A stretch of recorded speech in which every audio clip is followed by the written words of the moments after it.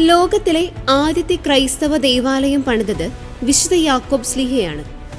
പരിശുദ്ധ അമ്മ ജീവിച്ചിരിക്കുമ്പോൾ തന്നെ സ്ലീഹായ്ക്ക് പ്രത്യക്ഷപ്പെട്ട് ഒരു ദേവാലയം പണിയണമെന്ന് പറഞ്ഞതിന്റെ അടിസ്ഥാനത്തിലാണ് യാക്കോബ് സ്ലീഹ ലോകത്തിലെ ആദ്യത്തെ ദേവാലയം നിർമ്മിച്ചത്.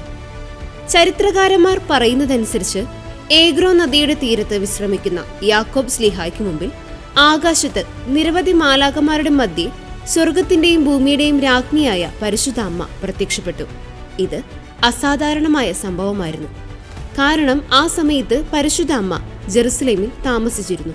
സ്ലീഹായ്ക്ക് പ്രത്യക്ഷപ്പെട്ട പരിശുദ്ധ അമ്മ ദൈവത്തെ ആരാധിക്കുന്നതിനും പ്രാർത്ഥിക്കുന്നതിനുമായി ഒരു ദേവാലയം പണിയാൻ സ്ലീഹയോട് ആവശ്യപ്പെട്ടു.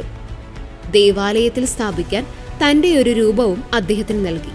ഈ ദേവാലയം ലോകാവസാനം വരെ നിലനിൽക്കുമെന്നും ഈ ദേവാലയത്തിൽ ഭക്തിപൂർവ്വം അർപ്പിക്കുന്ന എല്ലാ പ്രാർത്ഥനകളെയും താൻ അനുഗ്രഹിക്കുമെന്നും പരിശുദ്ധ അമ്മ സ്ലീഹായോട് പറഞ്ഞു.